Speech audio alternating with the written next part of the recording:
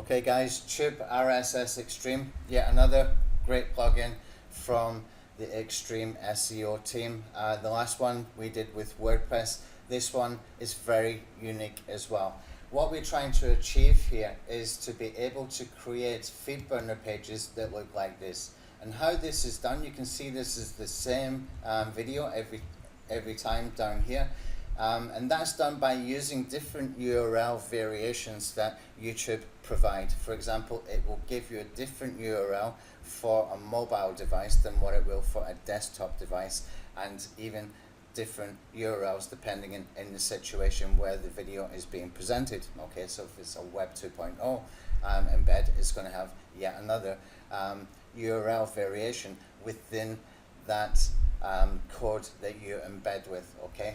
So what we do here is we're going to put in a video URL to begin with, and you can do this with every single video that you upload into YouTube, and this will give you a massive advantage when you do this. Okay, so we click on submit, and then we get the next step, which is this screen here, and you can see in here that we have got all those YouTube variations in here. Okay, so we can do some spin tags in the title and description. If you want to do that, it's recommended that you do that. I'm just going to leave it as it is for the purpose of doing a demo. And I did pause the video there because it takes, a few seconds to create all these different variations. So if the tool is spinning a little bit, it's going to take maybe up to 1 minute to be able to create these YouTube variations. Okay, so just give it time and let it do the work it's doing in the background. Okay, so what we can do now is we can click on submit, and it's going to mash all these URLs into one RSS feed.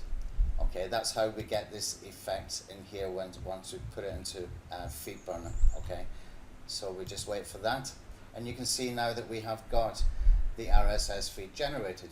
Okay, so it's going to have your domain name in here when it creates that RSS feed. Okay, the important thing is when we put this into feed burner, it's going to put all these different variations of the videos inside FeedBurner. Okay, so we can click on this link here to go over to FeedBurner, and then we can scroll down, and you can see here burn a feed this instant. Okay, we're going to click on that, put the feed URL in here, click on next, and now it's going to give us the title and description, and we can edit that if we want to, or we can just click on next.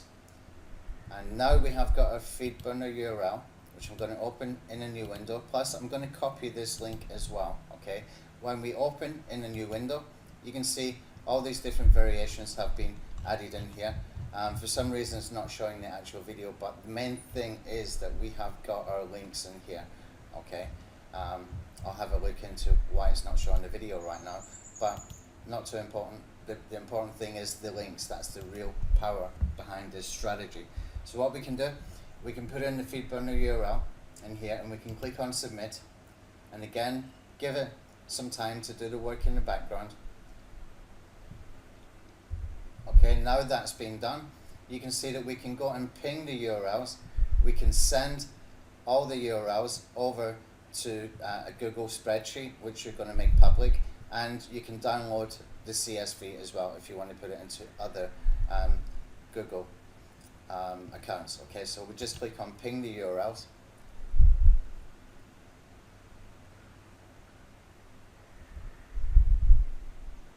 Okay, that's been done, and you can see the little button has disappeared now. Next we can click on send to Google Drive. Click on that. Okay, now you need to choose an account if you've got multiple logins for Google on your computer.